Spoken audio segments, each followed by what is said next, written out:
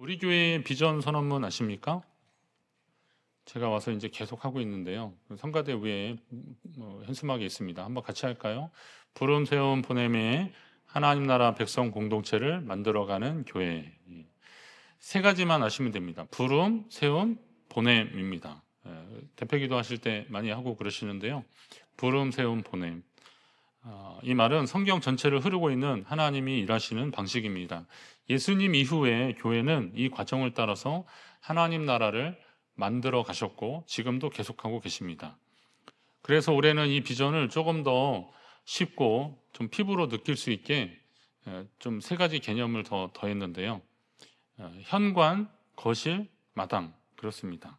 자, 부름은 현관으로 연결이 되고요. 거실은 세움, 그리고 마당은 보냄입니다. 그러니까 부름은 거실, 부름은 현관, 세움은 거실, 보냄은 마당입니다. 사실 교회에서 사용하는 평어나 정의는 대부분 성경을 근거로 하기 때문에 전혀 새로운 것이 될 수 없습니다. 오늘 말씀드리는 현관, 거실 등도 이것은 어디선가 좀 들어보셨을 것입니다. 거기에 저는 이제 마당을 좀 더 추가한 것입니다. 마당이라고 하면 순 우리말입니다. 가깝게는 집 둘레에 반반하게 닦아놓은 땅을 말하고 조금 더 넓은 의미로 보면 어떤 일이 진행되는 장소나 자리, 어떤 기회를 의미합니다. 예전에 무슨 마당놀이라고 하잖아요. 이제 무슨 마당. 그런데 이게 순 우리말인데 굉장히 정감이 있더라고요. 그곳에 무언가를 할 수 있는 자리를 마련해 놓은 겁니다. 예전에 그 마당놀이 하셨던 분 있잖아요. 그 김성년 씨인가? 그분이 이제는 자기는 이제 후배들이 하는 거고 자기는 멍석을 깔아놨다. 예전에 그 무슨 배비장전 뭐 이런 거 해가지고 관객하고 막 소통하면서 했던 그 마당놀이 극 있잖아요. 근데 그런 거 보면 얼마나 신이 나고 그러지 않습니까? 그런 이제 마당입니다. 그 집이라고 하는 좀 익숙한 구조와 공간을 통해서 성도의 신앙 여정을 좀 설명하려고 그래서 그냥 어렵게 생각할 거 없습니다. 자, 어느 집에 들어가려면 어디로 가요? 현관을 거쳐서 현관에 들어가면 거실로 가고 그리고 저는 거기다 이제 부엌을 좀 생각을 했는데 어느 교회는 또 부엌을 하는 교회도 있어요. 그렇지만 부엌 그러니까 속셈이 너무 보이는 것 같아서 그래서 마당, 마당은 조금 더 의미가 좀 넓어서 그렇게 함께 하려고 하는 겁니다. 그리고 우리가 이제 부름 세운 보냄이 여기에 또 맞아서 같이 나누려고 하는 겁니다. 한 사람이 복음을 듣고 예수 그리스도를 영접해서 주의 자녀가 되어서 신앙 공동체, 교회를 이루는 겁니다. 그렇게 모인 신앙 공동체는 하나님이 이끄시는 믿음과 사역의 장, 마당으로 나가야 되는 겁니다. 그래서 보냄이 하나님의 또 궁극적인 목적이다라는 것도 아셔야 됩니다. 오늘은 이제 부름, 세움, 그 중에서도 부름과 세움, 곧 현관과 거실에 대해서 말씀을 좀 나누려고 합니다. 성령께서 우리 각자의 마음에 말씀해 주시기를 주님의 이름으로 축원합니다. 우선 현관입니다. 부름받은 공동체. 이 현관에서는 어떤 일이 일어나야 되는 겁니까? 현관은 밖에서 안으로 들어오는 그 집의 첫 공간입니다. 교회도 마찬가지입니다. 교회는 들어오는 곳이 있습니다. 이 들어오는 순간부터 환대를 경험하는 곳이 되어야 합니다. 우리 예배 드리러 오실 때 새가족 전도위원회에서 다 서서 안녕하시냐고 인사하고 주보도 나눠드리고 그러시잖아요. 들어올 때 그 이렇게 맞아주는 미소. 그렇다고 해서 새가족 전도위원회 위원들을 저희가 무슨 뭐 외모 순으로 뽑거나 그런 거 진짜 절대 아니고요. 다 신청하신 거고 봉사하겠다고 하시는 분들입니다. 그렇게 자원하셨으니까 그분들이 기쁘고 감사하는 마음으로 성도들을 맞이하는 거예요. 그분들의 미소를 볼 때 교회에 들어오시면서 기분 좋고 또 감사하고 그러지 않습니까? 그런 환대가 일어나는 곳이 바로 현관입니다. 우리는 지금 이미 지난 11월 온세대 예배 때 그 환대, 친절과 경계를 넘다라는 말씀의 제목으로 이 환대에 대한 이야기를 했습니다. 그때 환대의 대표적인 예로 선한 사마리아인 이야기를 했습니다. 강도 만난 사람을 도와준 선한 사마리아인 이야기를 했는데 이 환대를 또 잘 나타내는 성경의 내용 중에 하나가 누가복음 15장에 나오는 그 탕자의 비유에서의 그 아버지입니다. 아버지의 재산을 반이나 가지고 다 나갔다가 탕진하고 돌아온 아들을 아버지는 이게 무슨 광고 카피처럼 묻지도 따지지도 않고 달려가서 확 안아줬어요. 그 기사를 잘 보시잖아요. 그러면 이에 일어나 아버지께로 돌아가니라. 아직도 거리가 먼데 아버지가 그를 보고 측은히 여겨 달려가 목을 안고 입을 맞추니. 여기에 무슨 대화가 오간 게 없어요. 너가 내 아들 맞냐? 뭐 이런 것도 아니고, 아버지 죄송합니다 이런 것도 아니에요. 그냥 아버지가 그 아들이 왔다는 것 때문에 저 사람이 내 아들이구나라는 것을 딱 느끼는 순간 달려가서 그냥 목을 안고 입을 맞추고 그러면서 그를 맞아줬습니다. 오죽했으면 아들이 저는 아들이라 불릴 자격이 없다라고 그렇게 말했는데도 계속해서 그에게 좋은 옷을 입히고 손에는 가락지를 끼워주고 신발을 새로 신으주면서 그를 그렇게 맞아줬습니다. 이 모습이 바로 하나님의 환대입니다. 아시겠지만 우리가 사는 세상은 많은 조건을 요구합니다. 제가 그 원주에 그 소금산 무슨 밸리 있잖아요. 그 출렁다리 있는데 거기 한번 갔는데 매표소가 이렇게 두 군데 있는데 제가 왼쪽 매표소에 패를 끊고 있는데 옆쪽에서 약간 실랑이가 벌어졌어요. 이분이 이렇게 들어보니까 자기가 이제 65세가 넘어서 경로 우대 대상이 되는데 신분증이 없는 거예요. 그러니까는 이제 요금소 직원은 신분증 보여주세요 그러는 거예요. 그러니까 이분이 딱 보면 모르냐고 막 그러시는 거예요. 그러니까 그분이 예, 신분증 보여주세요. 계속 근데 너무 막 그런 일을 많이 당해서 그랬는지 피곤한지 그래도 신분증은 보여주셔야 됩니다. 그랬더니 아니 내가 나이가 몇 살인데 그러면서 계속 그러시더라고요. 그냥 싸움이 재밌긴 한데 제가 근데 상황이 좀 웃겼어요. 이분은 나는 분명히 65세가 넘는데 65세가 넘다는 거를 뭘로 증명해야 돼요? 신분증 아니면 뭐 어떤 자기 그거를 해야 되잖아요. 아니 내 마음은 이미 70이고 80이면 뭐합니까? 몸이 70이고 80이면 뭐예요? 그걸 그렇다고 증명을 해줘야 되는 거예요. 세상은 이렇게 우리에게 자꾸 뭔가를 증명하라고 합니다. 나이나 돈이나 통장 잔고로 증명하라고 합니다. 학교 무슨 뭐 졸업장 이런 거 자꾸 가져오라고 합니다. 자격증이 뭐 있는지, 그래 당신이 어느 정도의 업무 능력이 있는지를 증명해 내라고 그렇게 합니다. 그러나 하나님은 조건을 걸지 않으셨습니다. 사도행전의 제자들이 누구든지 주의 이름을 부르는 자는 구원을 받으리라 했습니다. 할렐루야. 누구든지 주의 이름을 부르는 자는 구원을 받으리라. 이게 사도행전의 제자들이 계속 외쳤던 말씀입니다. 사실 제자들의 이 말씀은 구약의 요엘 선지자가 선포했던 말씀입니다. 누구든지 여호와의 이름을 부르는 자는 구원을 얻으리니. 자, 그런데 여기서 부르는 자는 그걸 조건으로 보시는 게 아니에요. 그러면 안 돼요. 여기에서 우리가 주목해서 봐야 될 것은 누구든지입니다. 누구든지. 어떤 사람은 결국은 주의 이름을 불러야 되는구만요. 이렇게 해석을 하더라고요. 아주 신명막측합니다. 자, 그러지 마시고 누구든지가 더 정점인 거예요. 누구든지를 말하는 겁니다. 세상에서 말하는 나이, 재산, 학벌, 외모, 성별, 능력 등 다른 조건 없이 누구든지 주의 이름을 부르기만 하면 구원을 받는다라고 하셨습니다. 오늘 교회의 문으로 들어오는 분들이 바로 그 누구든지에 해당됩니다. 그가 어떤 삶을 살았든 나는 하나님의 은혜가, 나는 구원이, 나는 하나님의 긍휼이 필요합니다 라고 인정하는 사람들, 그렇게 고백하면서 저 문으로 들어오는 순간 그 사람이 구원을 받게 될 줄로 믿습니다. 그것이 바로 하나님의 은혜입니다. 누구든지입니다. 그래서 교회의 현관은 신문실이 아니라 환대의 자리가 되어야 합니다. 요즘 하도 이단이나 뭐 신천이나 이런 쪽으로 있어서 어느 교회에서 오셨는지 막 이런 거 좀 묻고 그렇게 적고 그러긴 하는데 어쩔 수 없는 장치고요. 그러나 적어도 우리 교회에 누구든지 들어올 때 환대를 받는 느낌을 받아야 한다는 거죠. 왜냐하면 그리스도께서 우리를 받아주신 것 같이 너희도 서로를 받으라는 겁니다. 그리스도께서 우리를 받아서 하나님께 영광을 돌리신 같이 너희도 서로를 받으라 그랬습니다. 이처럼 성도는 서로를 받아주는 존재가 되어야 됩니다. 이 받으라를 영어 성경에서는 여러 가지 버전이 있잖아요. 그런데 보니까 그 받다, 수용하다 이런 의미로 업섹트라고 하는 단어가 있고요. 그리고 웰컴이라는 단어가 있어요. 근데 이게 자꾸 혼용이 돼요. 이것도 쓸 때 있고 업섹트라는 단어를 쓸 때 있고 웰컴이라는 단어를 쓸 때도 있는데 그런 겁니다. 나를 받아주는 거예요. 내가 누군가를 수용해 주는 거예요. 있는 그대로. 그리고 그 사람을 환영해 주는 겁니다. 이게 받아주는 겁니다. 예수 그리스도께서 나 같은 죄인을 용납하시고 환영해 주신 것처럼 우리도 서로를 용납해 주고 품어줘야 한다는 겁니다. 현관은 세상과 교회가 만나는 자리입니다.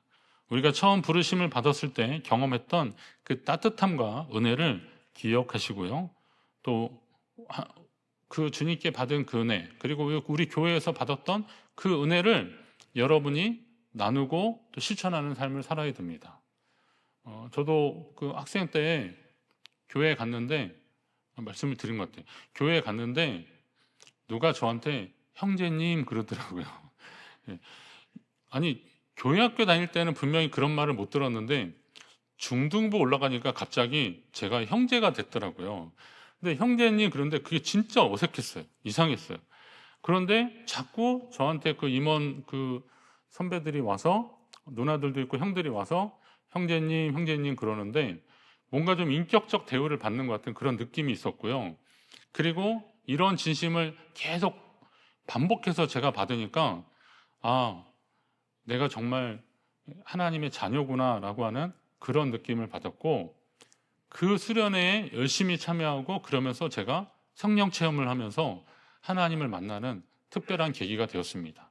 이전에도 교회학교 잘 다녔고 제가 우수한 성적으로 교회학교를 다녔지만 그러나 저는 내가 정말 하나님의 자녀구나 이런 거보다는 그냥 제가 뭐 일기 쓰고 큐티하고 이렇게 꾸준히 하는 거 좋아하거든요. 그냥 교회 되면 주일에 그냥 애들 데리고 막 몰려가서 뭐 설교 듣고 간식 먹고 그 전도하면 전도하고 막 그랬는데 제 속에는 그런 어떤 역동적인 생명이 없었어요. 그런데 그냥 누군가 저한테 건네준 형제님 그 말 한마디에 제가 이거 자꾸 들으니까 마음이 녹아지더라고요.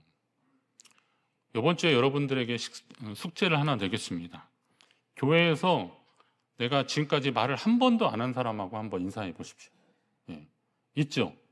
있어요. 분명히 이 중에 있으실 겁니다. 처음 본 사람 아니면 몇 번 봤는데 말을 한 번도 건네보지 않은 분들하고 옆에 분하고 하시라는 게 아니에요. 그러니까 딱 교회 나가시면서 그분하고 안녕하시냐고 한번 인사를 하십시오. 딱 그렇게 인사했는데 또 나 아세요? 막 이러면 또 안 돼요. 예. 또 누구시냐고 막 그러시면 안 됩니다. 그냥 반갑게 감사합니다. 안녕하세요 하시고 그리고 좀 이렇게 동년배 같으면 또 이렇게 좀 안부도 물어보시고 한번 그래 보세요. 그렇게 하시면서 하나님이 우리에게 주신 그 귀한 이 자리를 이 현관, 이 환대의 자리를 여러분이 한번 만들어 가시기 바랍니다. 자, 현관을 거쳤어요. 그러면 그 집에 어디로 들어가는 거예요? 거실로 가죠. 거실로 들어가는 겁니다. 거실은 어떤 곳입니까? 거실은 만남이 있는 거예요. 교제가 있는 겁니다. 저희 교회에서는 이 부름 세움에서 세움을 교육, 교제 그랬는데 이게 좀 어감이 좀 딱딱해서 오늘 설교했을 때는 양육과 사귐. 근데 양육도 딱딱하고 그렇대요. 근데 하여튼 자라나는 거예요. 이렇게 배우고 그리고 사귀는 것 이게 바로 거실에서 일어나는 일입니다. 영적 성장은 혼자서 되기 어렵습니다. 공동체 안에서 일어나는 게 정상입니다. 부름받은 사람들은 말씀으로 양육받고 서로의 삶을 좀 나누고 공유하면서 그리스도의 장성한 분량까지 자라나는 일들을 계속해야 됩니다. 영적 성장을 위해서 현관을 지나면 거실에 들어오신다 그랬습니다. 거실은 가족이 모이고 그곳에는 테이블이 있잖아요. 식탁이 있을 수도 있고 요즘은 좀 집 구조들이 주방하고 바로 연결해서 아일랜드 식탁이라고 이렇게 있잖아요. 그래서 이렇게 좀 가깝기도 하고 그런데 아무튼 그곳에서는 밥도 먹고 차도 마시고 대화도 나누고 그런 겁니다. 손님이 오시면 그냥 소파로 안내할 수도 있지만 그곳에서 저도 신방 가보면 거기에 앉아서 차도 마시고 예배도 드리고 그렇습니다. 그곳에서 함께 교제하는 겁니다. 자, 거기에서는 마음이 열리는 거죠. 서로를 돌아보는 시간입니다. 사도행전 2장의 초대교회의 성도들의 모습을, 초대교회의 모습을 잘 설명한 것이 사도행전 2장 42절 이하인데요. 거기 보면 그들이 사도의 가르침을 받아 서로 교제하고 떡을 떼며 기도하기에 힘썼다 그랬습니다. 자, 사도의 가르침, 말씀을 배웠다는 거고요. 서로 교제하고 떡을 떼고 기도했다는 겁니다. 이게 초대교회의 모습이에요. 오늘날 거실에도, 교회 공동체 안에 이 거실에도 이런 일들이 있어야 됩니다. 오늘 교회의 위험 중 하나는 나는 혼자서도 잘 믿을 수 있다라고 생각하는 일들입니다. 소위 이제 내가 복음을 외치는 분들이죠. 요즘 가나안 성도들이 좀 많이 있잖아요. 보고가 되는데 가나안이 그 교회는 안 나가는데 그냥 나 혼자 예배 드리고 내가 혼자 성경 공부하고 그러겠다는 겁니다. 뭐 요즘은 유튜브나 저는 매체들이 참 좋아서 그래도 이전 같지는 좀 않은데 그래도 내가 혼자 기도하고 말씀 보고 깨닫고 그러는 데는 분명히 한계가 있습니다. 어떤 분하고 이렇게 대화를 나누다 보면 이분은 좀 독특한 분이구나 라는 걸 깨달을 수가 있고요. 또 이분은 좀 예사롭지 않는데 그런 분이 있습니다. 그런데 이런 개성이 있는 거하고 달리 이분은 조금 수상해 막 이런 느낌이 있어요. 제가 말씀드리죠. 이단은 이상하면 이상한 겁니다. 근데 이상하면 이상한 게 어떻게 하냐면 여러분이 그냥 교회에서 성경 공부 꾸준히 하시고 말씀 잘 듣고 예배 드리고 그러면요. 어떤 사람이 어떤 이야기를 할 때 이거 이상하다라는 겁니다. 하나님을 자꾸 사람의 누구를 얘기를 하거나 그리고 그리스도를 누구로 대체하려고 하거나 그건 이상한 겁니다. 성경 공부 어디를 봐도 그렇게 말하지 않거든요. 그런데 혼자 공부하다 보니까 그걸 깨닫는 거예요. 혼자서. 그런데 복음은, 진리는 스스로 깨달을 수가 없습니다. 우리 중에 누구도 복음의 진리를 깨달은 사람은 없습니다. 적어도 구원의 복음은 스스로 깨닫는 것이 아닙니다. 그런 류의 것이 아닙니다. 죄로 인해서 전적으로 타락한 인간은 하나님을 알 수도 없고 구원으로 인도하는 복음의 진리를 스스로 깨달을 수도 없습니다. 불가에서는 석가모니가 스스로 진리를 깨달았다고 하지만 그러니까 그분이 대단해서 그분을 따르는 분들이 많을 것 같은데요. 그러나 결국은 어디로 가야 되겠습니까? 오늘 우리는 하나님이 우리에게 심겨준 심지어는 에덴에서 죄를 범한 그 아담과 하와를 하나님이 아담아라고 부르시잖아요. 하나님이 불러주시는 거예요. 아브라함 같은 경우도 갈대아 우르 지역에 있었는데 아버지하고 같이 하란까지 왔지만요. 아버지가 죽고 나서 아브라함아라고 또 하나님 부르시는 거예요. 그 부르심에 응답하면서 아브라함이 믿음의 조상 열방의 아버지가 되는 거잖아요. 그런 것처럼 스스로 하나님을 찾는 사람은 없습니다. 그렇기 때문에 우리는 하나님께 배우려고 하고 하나님의 말씀을 더 배우려고 노력을 해야 되는 겁니다. 거실에서는 그런 일들이 이루어지는 겁니다. 로마서 10장에 보면 전파하는 자가 없이 어찌 들으리요 그랬습니다. 전파하는 사람이 없는데 그렇게 전해진 복음을 듣고 배워서 사람이 마음으로 믿어 의에 이르고 입으로 시인하여 구원에 이른다 그랬습니다. 배웠으니까 이게 가능한 거지 스스로 의에 이르거나 구원에 이룰 수 없다는 거예요. 이게 오늘 우리가 알고 있는 믿음의 원리입니다. 따라서 전하는 자의 책임과 말씀을 듣고 배우는 자의 의무도 있습니다. 전하고 가르치는 사람은 바울이 그랬던 것처럼 세상의 영이 아니라 오직 하나님의 성령을 받아서 사람의 지혜가 아니라 성령께서 가르친 것을, 가르쳐 주신 것을 말하고 가르치는 자가 되어야 한다는 거죠. 그러니까 사람의 지식이나 세상의 것들이 아니라 하나님께 받은 것을 주님의 마음으로 나의 지혜가 아니라 성령이 주시는 것을 통해서 그에게 가르쳐야 된다는 거예요. 요즘 세상에 지식이 얼마나 많습니까? 요즘은 AI도 발전이 돼가지고요. 그냥 물어보면 그게 맞든 틀리든 그냥 어떤 형태로는 다 얘기를 해요. 조건을 걸더라고요. 모든 경우에 맞는 건 아니지만 말입니다. 그러면서 아주 정중하게 아주 피할 길도 열어서 막 이야기를 해주는데 어떤 건 그럴싸하고 그러더라고요. 목사님들한테 물어봤어요.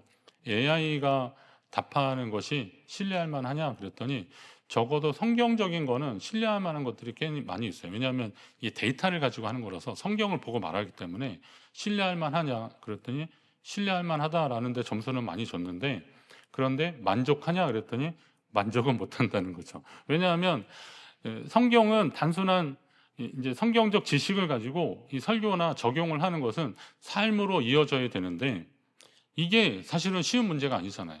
가르치는 자는 바로 그런 책임을 가지고 있는 겁니다.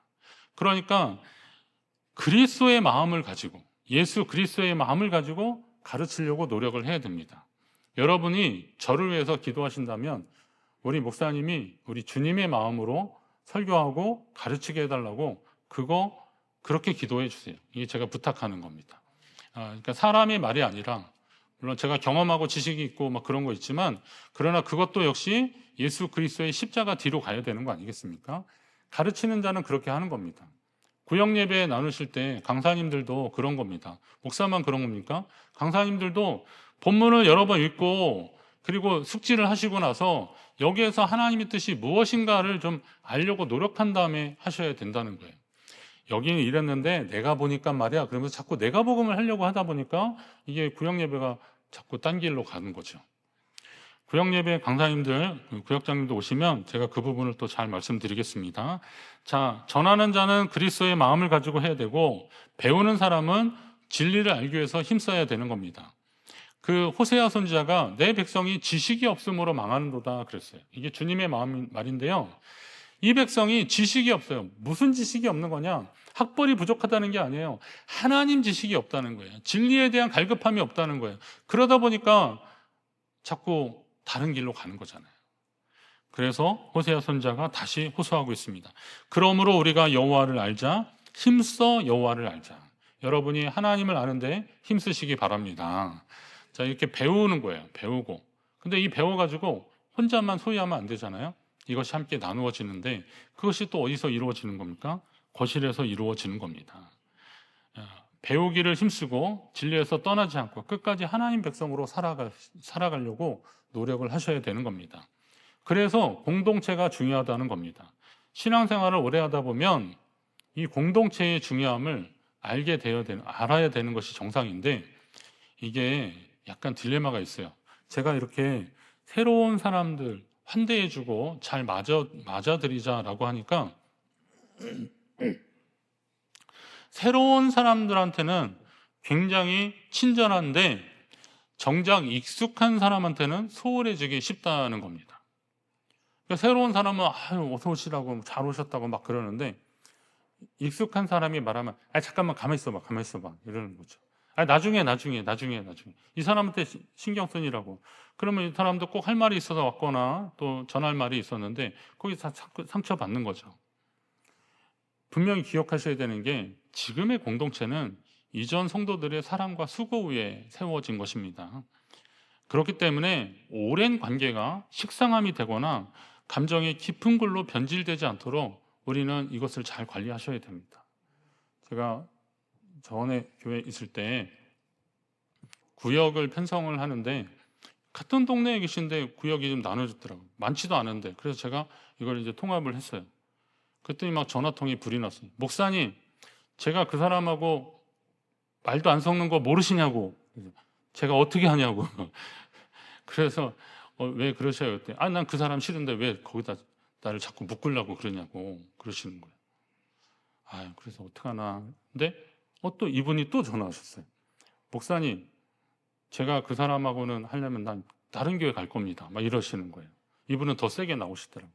그래서 제가 그래서 왜 그런가 했더니, 예전에 하여튼 예배 끝나고 교회에서 하여튼 대판 싸우셨어요. 보니까 그게 아주 골이 깊어가지고 교회를 30년 40년 같은 교회를 다녔는데, 그것도 기적이에요. 보니까 어떻게 그럴 수 있을까 신기하더라니까요.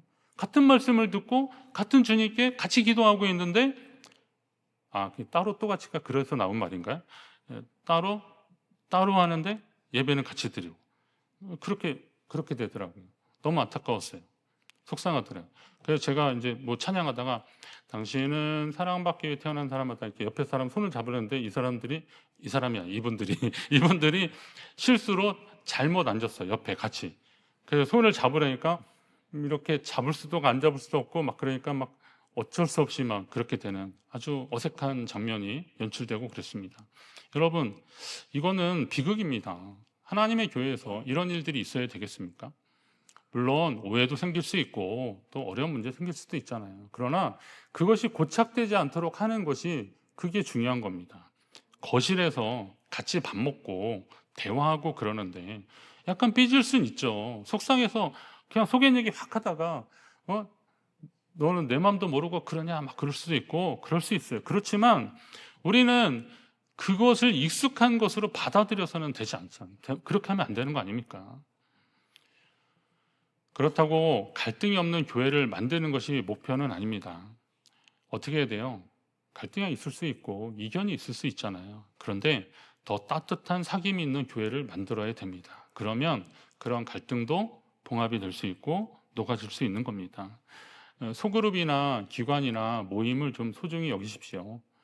이 소그룹이나 모임이나 기관을 통해서요, 그런 멤버십을 통해서 지지를 받으면 힘이 나게 되어 있습니다.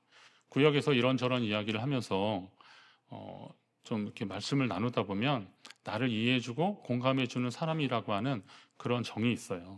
그러면서 그 사람이 어려울 때 더 세워지는 거예요.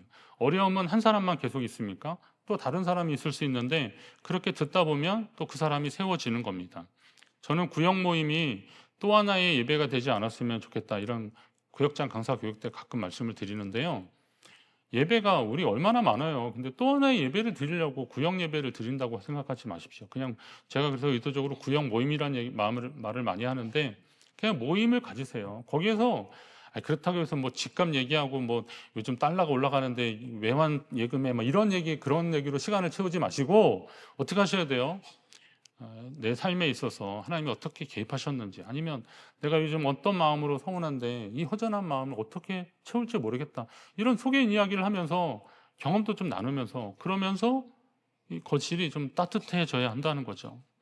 거실은 무장이 풀리는, 무장이 해제되는 공간입니다. 제가 이제 양복에 넥타이 메고 이렇게 있지만 제가 집에 들어가서도 꼿꼿하게 이렇게 앉아서 TV 보겠습니까?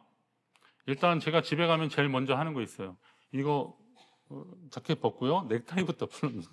넥타이부터 풀러가지고 그냥 옷걸이 어디다 이렇게 걸어놔요. 예. 아내는 왜 이거 맨날 여기다 걸어놓냐고. 아니 그건 뭐 언제 그런 것까지 다 해. 예. 옛날에 TV에도 보니까 아버지들이 집에서 어디서 밖에서 들어오면 양말 벗어서 이렇게 탁 던지시더라고요. 그게 허세예요, 허세. 내가 보니까 나 이 정도 할 수 있어 라고 하는 거예요. 그러면 이제 아내들은 이걸 왜 빨래통에 안 넣고 여기다 놓냐, 그런 잔소리를 들어도 탁 던지면서 거기에서 묘한 쾌감을 느낀다는, 별걸 가지고 느낀대. 그런데 여러분, 그게 거실이에요. 그게 집이에요. 예. 속상하고 어려워도 이렇게 들어왔을 때 그걸 이렇게 딱 살펴주고 공감해주는, 어린아이 키우는 분들은 저희도 그런 경험이 있었는데 애들이 뭐 짜증나 뭐 이런 얘기 많이 합니다. 짜증나, 뜻대로 안 되고 생각대로 안 되면 짜증이 나니까 짜증나 그러는 거죠. 그럴 때 또 그 소리 한다. 야, 네가 짜증나면 나도 짜증나 막 이렇게. 그런 것도 거실이죠. 거실은 저도 그러긴 했는데, 그런데 만약에 누가 짜증나 그랬을 때 아유 우리 왕자님 어디서 속상한 일이 있었나 보네, 그럼 이렇게 받아주면 그게 어느새 우리는 그 안에서의 그 느낌이 있잖아요. 따뜻함들이 있잖아요. 신앙 공동체가 바로 그런 것입니다. 때문에 거실에서는 정죄보다는 공감이 있고 판단보다는 경청이 있는 곳으로 만들어줘야 하는 겁니다. 그러나 이게 솔직히 쉽지 않잖아요. 짜증나 그런데 어이구 우리 공주님 그런 속상한 일, 얼마나 속이 뒤집어집니까? 예. 그런데도 한번 하는 거죠. 왜요? 우리가 주님께 받은 긍휼을 생각하면 우리도 그렇게 충분히 할 수 있어요. 하고도 남아요. 예. 저 가끔 그럴 때 있거든요. 이제 뭐 좀 어려운 문제 만나고 그랬을 때 저는 그거 생각하거든요. 실제로 그렇대요. 그 사람이 어려운 일을 만나면 생각하는 게 뭐냐면 인생에 있어서 제일 어려울 때를 생각한대요. 예. 그러니까 남자들이 군대 얘기 계속 하는 거예요. 예. 제일 어려웠을 때. 누가 저를 때립니까? 이 중에서 때린다면 제가 맞겠습니까? 근데 저를 대놓고 팬 사람들이 있었다니까요. 발로 차고 막 삽자루로 때리고 막 꽃갱이 막 이렇게 풀어가 그거 양동이에 물러가지고 불려가지고 그걸로 때리면 막 철퍼덕 소리 나는데, 제가 뭐 6.25 때 군대 갔다 온 건지 아시는데, 아니요, 저 얼마 안 됐어요. 예. 30몇 년 된, 30 몇 년 된 건데, 그 얘기가 어려우니까, 이제 그때 상황이 어려우니까. 근데 뭐 그런 얘기 있고, 그러니까 사람들이 제일 어려울 때를 생각을 한대요. 그래서 지금 어려움을 극복하는 힘으로, 에너지로 삼는다는 거예요. 자, 그러면 다시 이걸 생각해 보면, 우리가 힘들 때, 관계가 어려울 때, 그때 우리 뭘 생각해야 돼요? 본전 생각하지 마시고 주님이 우리를 얼마나 사랑하셨는지를 생각하시면 돼요. 내가 얼마나 나쁜 놈인데 주님이 날 그렇게 사랑해 주셨구나. 예. 나 같은 죄인을 주님이 받아주셨는데 내가 못할 게 어디 있어? 라고 하면 이게 전환이 돼요. 장면이 바뀌는 그런 역사가 있더라고요. 사랑의 교제는 할수록 마르지 않고 할수록 풍성해질 것입니다. 주님께 받은 은혜 기억하시기 바랍니다. 자, 제가 이제 숙제 내주겠습니다. 오래됨이 식상이 되지 않도록, 오래된 사람이 식상이 되지 않도록 교우 한 사람과 오랫동안 만났던 사람과 차 한잔 나누시면서 교제하십시오. 오늘이 딱 그날입니다. 선교 카페 가셔서 서로 내겠다고 막 하셔서 둘 다 내는 그런 일이 벌어지도록 한번 좀 하십시오. 그러면서 그분의 이야기를 좀 들어주십시오. 자, 우리가 현관에서 낯선 일을 반기고 거실에서 부대끼면서도 서로의 허물을 덮어주며 세워가는 근거는 오직 하나입니다. 주님이 우리에게 먼저 그렇게 하셨기 때문에 그렇습니다. 우리가 그 사랑을 받았기 때문에 그렇습니다. 하나님은 감사하게도 우리를 손님이라고 하지 않으시고 자녀라고 하셨습니다. 오늘은 우리는 예배를 방관하지 않습니다. 우리는 이렇게 예배에 참여하고 있습니다. 자녀로서 참여하고 있는 것입니다. 이건 큰 은혜입니다. 그 은혜를 경험한 성도들이 주님이 우리에게 하셨듯이 현관 문턱을 좀 낮춰야 되고, 그리고 거실 온도는 좀 더 높여야 됩니다. 그래서 누구든지 올 수 있는 교회, 누구라도 살아날 수 있는 그런 공동체가 되도록 우리는 힘써야 할 것입니다. 이 일은 몇 사람의 몫이 아니라 우리 모두가 가지는 사명입니다. 사랑하는 성도 여러분, 환대와 사귐을 통해서 우리 교회 공동체가 더 살아나고 하나님 나라가 더 분명히 드러나는데 우리가 쓰임받기를 주님의 이름으로 축원합니다.